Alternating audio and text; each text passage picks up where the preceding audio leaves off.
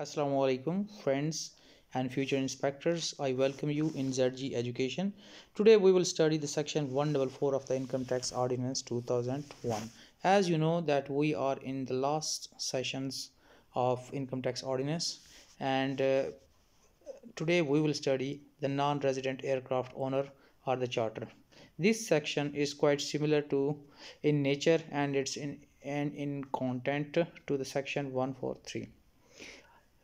Subsection 1. A non-resident owner or the charter of an aircraft liable for tax under Section 7 or an agent authorized by the non-resident person for this purpose shall furnish to the Commissioner within 45 days from the last day of each quarter for the financial year a return in respect of quarter showing the gross amount specified in subsection 1 of section 7 of the non-resident person for the quarter। अब यहाँ ये बताया जा रहा है कि कोई भी नॉन रेजिडेंट पर्सन है जो कि एक एयरक्राफ्ट का ओनर है या फिर वो उसका चार्टर है तो इस सूरत में और उसके जो एयरक्राफ्ट को टैक्स लग रहा है section 7 of income tax ordinance 2000 की, तो वो खुद या फिर उसका एक अथोराइज एजेंट जो होगा वो हर क्वार्टर के एंड के बाद 45 डेज़ के अंदर एक रिटर्न फाइल करेगा कमिश्नर को, जिसमें वो बताएगा कि सब सेक्शन 1 ऑफ सेक्शन 7 के तहत उसकी कितनी ग्रॉस अमाउंट बन रही थी और फिर उस हिसाब से उसको टैक्स किया जाएगा। सब सेक्शन 2 क्या कह रहा है? Where a return has been furnished under sub section 1 the commissioner shall after calling for such particulars, accounts or documents as he may require, determine the amount of tax due under section 7 by the non-resident person for the tax for the quarter and notify non-resident person in writing the amount of tax payable। अब बात यह है कि return जो है वो non resident person की तरफ से आ गई या फिर उसके ऑथराइज एजेंट की तरफ से आ गई, तो कमिश्नर क्या करेगा? उसका टैक्स डिटरमिन करेगा, लेकिन सिर्फ उसकी दी हुई डिटेल के ऊपर कमिश्नर रिलाई नहीं करेगा। अगर वो चाहता है तो मज़ीद अकाउंट्स, डॉक्यूमेंट्स या रिकॉर्ड भी वो मंगवा सकता है। तो इस सूरत में ये सारा जो डाटा है या जो रिकॉर्ड है ये कमिश्नर को प्रोवाइड किया जाएगा, और जब ये सारी चीज़ें आ जाएंगी या फिर इसके बगैर भी वो काम चला सकता है, तो कमिश्नर क्या बताएगा उसको कि भाई sub section 7 of the income tax ordinance 2001 के तहत आपका इतना टैक्स बनता है और इस क्वार्टर का इतना टैक्स बनता है। तो फिर वो नोटिफाई करेगा उस पर्सन को, लेकिन नोटिफाई करेगा इन राइटिंग जितना टैक्स पेएबल होगा। The non-resident person shall be liable to pay the tax notified under subsection 2 within the time specified in the notice, and the provision of this ordinance shall apply to the tax as if it were due under an assessment order। अब बात यह है कि commissioner की तरफ से उसको notice चला गया कि आपने इतना टैक्स पे करना है, तो वो जो नॉन रेजिडेंट पर्सन होगा उसने जो नोटिफाइड डेट होगी उसके अंदर ये पेमेंट करनी है, और फिर इस सिलसिले में जो रिकवरी प्रोसीजर लिए जाएंगे या उसकी जो टैक्स की जो हम कह सकते हैं लाइबिलिटी है वो ऐसी ही होगी जैसा कि एक असेसमेंट ऑर्डर के तहत ये टैक्स डिटरमिन हुआ था। Where tax refer to under sub section 3 is not paid. अब बात यह है कि नोटिस नॉन रेजिडेंट पर्सन को चला गया कि आपने इतना टैक्स पे करना है, लेकिन वो नहीं पे करता। कितने अर्से तक? With in 3 months of the service of the notice. अब जब नोटिस सर्विस हो गया उसके 3 महीने, एक तो उसके अंदर डेट होगी कि फ़र्ज़ करें कि 15 दिन के अंदर पे करें, उस 15 दिन में भी नहीं पे किया और जो उस नोटिस के 3 महीने पूरे हो चुके हैं उस वक्त तक ये टैक्स पे नहीं किया गया। द कमिश्नर में issue authority by home the clearance में be granted to the 3 months of the service of the notice, the commissioner may issue to the authority by whom the clearance may be granted to the aircraft operated by the non-resident person a certificate specifying the name and of the non-resident person and the amount of tax due। अब इस सूरत में commissioner क्या करेगा कि वो उस authority को एक सर्टिफिकेट इशू करेगा जिस अथॉरिटी का काम बनता है उस एयरक्राफ्ट को क्लियरेंस देना। अब वो क्या करेगा? उसको क्लियरेंस नहीं इशू करेगा और इस तरीके से उस जहाज़ को वहाँ होल्ड कर लेगा, उसके जो जहाज़ हैं, और कमिश्नर उसे क्या बताएगा कि ये फ़लान नॉन रेजिडेंट पर्सन है, उसके ज़िम्मे इतना टैक्स ड्यू है। तो इस सूरत में क्या होगा कि जो पाकिस्तान में इस तरह सिविल एविएशन अथॉरिटी है, तो सिविल एविएशन अथॉरिटी को एक सर्टिफिकेट इशू करेगा कि ये फ़लाने एयरक्राफ्ट कैरियर से या चार्टर से इतना टैक्स ड्यू है, तो वो उसको क्लियरेंस नहीं इशू करेगा। क्लियरेंस नहीं इशू करेगा तो डेफिनेटली उसके एयरक्राफ्ट पाकिस्तान को लीव नहीं कर सकेंगे, तो टैक्स वो पे कर लेगा। अब ये है sub section 5, the authority to whom a certificate is issued under sub section 4 shall refuse the clearance from the aircraft any aircraft in Pakistan to any aircraft owned or chartered by the non-resident until the tax due has been paid। असल में मेरे mobile की screen अभी तक मैं इसको repair नहीं कर सका, जिसकी वजह से थोड़ा सा देखने में इशू आ रहा है। और तो खैर यहाँ ये है कि जो मैंने पहले आपको बता दिया था कि जो सिविल एविएशन अथॉरिटी है या ये कोई और अथॉरिटी भी हो सकती है जिसको ये सर्टिफिकेट इशू किया गया है, तो वो उस एयरक्राफ्ट को पाकिस्तान से जाने की जो एक क्लियरेंस होती है वो नहीं इशू करेगी। इस सूरत में आपको पता है कि टैक्स पे हो जाएगा। जब तक ये टैक्स पे नहीं होगा तब तक वो उसको क्लियरेंस नहीं इशू करेगी। Assessment of person about to leave the Pakistan. अब कुछ ऐसे लोग होते हैं कि वो पाकिस्तान छोड़ के जाना चाहते हैं, ठीक है, वो कहीं जॉब के सिलसिले में बाहर जा सकते हैं या फिर पाकिस्तान को परमानेंटली छोड़ने के लिए जा सकते हैं। तो इस सूरत में अब ज़ाहिर है साल का कुछ अर्सा तो उन्होंने गुजारा होगा, तो उसका टैक्स तो उनसे रिकवर किया जाएगा।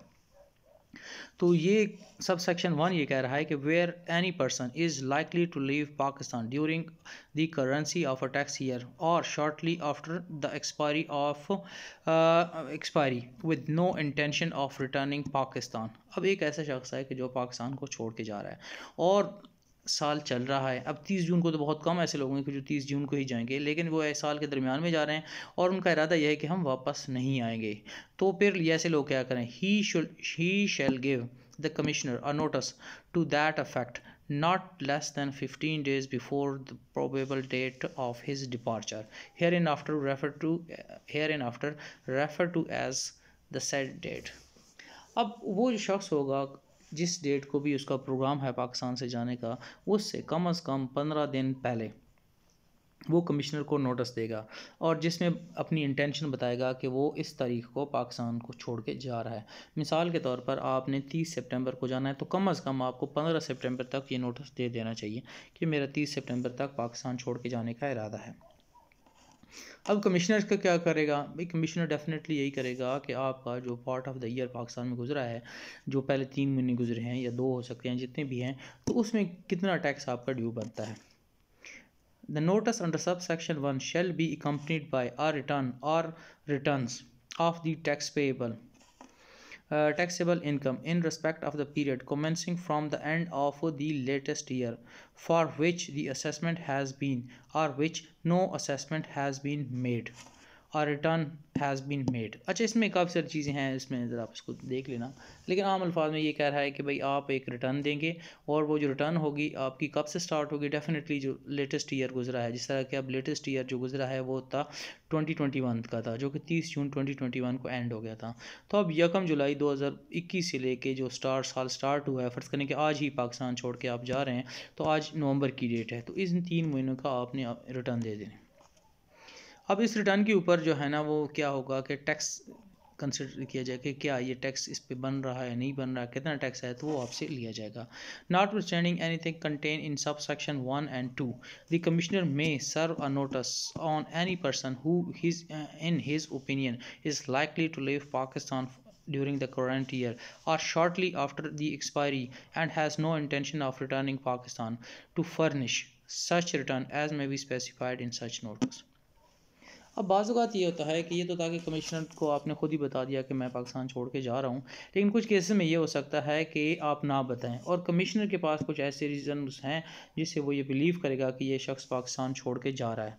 तो अल्दो उसने कोई इंटेंशन नहीं शो किया है, लेकिन कमिश्नर के ओपिनियन में वो पाकिस्तान छोड़ के जा रहा है और उसका वापसी का कोई इरादा नहीं है, तो इस सिलसिले में वो आपको एक रिटर्न फाइल करने का नोटिस कहेगा, वो इनकम्प्लीट ईयर की रिटर्न हो। और रिटर्न ऑफ द टैक्सेबल, अब आपको 1 साल की भी कह सकता है, हो सकता है आपने पहले ही नहीं की होंगी तो आपको टैक्स और रिटर्न्स का भी कह सकता है कि पिछली रिटर्न भी साथ फाइल करें। और द टैक्स ईयर मतलब उस साल की होगी तो रिटर्न या फिर पिछले सालों की भी दी जा सकती है कि आप रिटर्न फाइल करें, जिस तरह कि सब सेक्शन 2 में आपको बताया गया था। बस फ़र्क क्या आता है कि सब सेक्शन 2 में आप अपने खुद आपने बताया था कमिश्नर को, इसमें यह होता है कि कमिश्नर आपको कह रहा है कि भाई आप रिटर्न फाइल करें क्योंकि आप मेरी ओपिनियन में पाकिस्तान छोड़ के जा रहे हैं। The taxable income shall be charge to tax at the rate applicable to the relevant tax year, and all the provision of this ordinance shall so far as may apply accordingly। अब बात यह है कि इस आपने 3 महीने गुजारे, आप 3 महीने में आपको टैक्स रेट क्या लगेगा या बाकी रूल्स क्या लगेंगे, सेम जो उस साल के लिए जो टैक्स रेट प्रोमलगेट हुए हैं वो आपके ऊपर अप्लाई होंगे। क्योंकि आपको पता है फाइनेंस सेक्टर जो होता है वो जुलाई में आ जाता है, तो ये जुलाई में ये इसको अप्रूव हो जाता है, चाहे वो अगस्त में उसकी फार्मल अप्रूवल हो, लेकिन ये 1 जुलाई से स्टार्ट हो चुका था, इनेक्ट हो चुका था। तो आपके ऊपर भी वही लॉ अप्लाई होंगे, चाहे आप 3 महीने आपने गुजारे या 4 महीने गुजारें। Notwithstanding anything contained in any other law for the time being in force, where on the basis of information received from any offshore jurisdiction, the Commissioner has reason to believe that the person who is likely to leave Pakistan may be involved in offshore tax evasion, or such person is about to dispose of any such asset, the Commissioner may। तो खैर अब यहाँ इस तरह है कि अब जो एक बंदा है जो पाकिस्तान छोड़ के जा रहा है, अब बाद में पता चलता है कि उसकी कोई ऑफशोर कंपनी है या ऑफशोर एसेट्स हैं जिसको वो जो है ना सेल वगैरह कर सकता है या इसको डिस्पोज ऑफ कर सकता है। ये जो है ना एक रीसेंट वो है, अगर आप देखें तो ये कब आया है, सब सेक्शन 1 जो आया है, सॉरी सब सेक्शन 1 नहीं, ये जो सेक्शन है ये आया है फाइनेंस एक्ट 2019 में आया, यानी कि जो रिसेंट थी नवाज़ शरीफ और इस तरह के जो बाकी लोग जो थे जो पनामा स्कैंडल में आए थे, सिर्फ ये मैंने पर्टिकुलरली इसके लिए नहीं बना था कि शायद प्राइम मिनिस्टर नवाज़ शरीफ के लिए बना था, लेकिन जो भी लोग इस तरह के थे जिसमें इन्वॉल्व थे, उनकी ऑफशोर कंपनीज थी तो या उनके कुछ एसेट्स थे, उनकी पॉइंट ऑफ व्यू से बनाया गया था, जिनके नाम पनामा में आए थे या फ्यूचर में भी इस तरह के नाम ज़ाहिर है फिर पता चल जाता है कि आएंगे।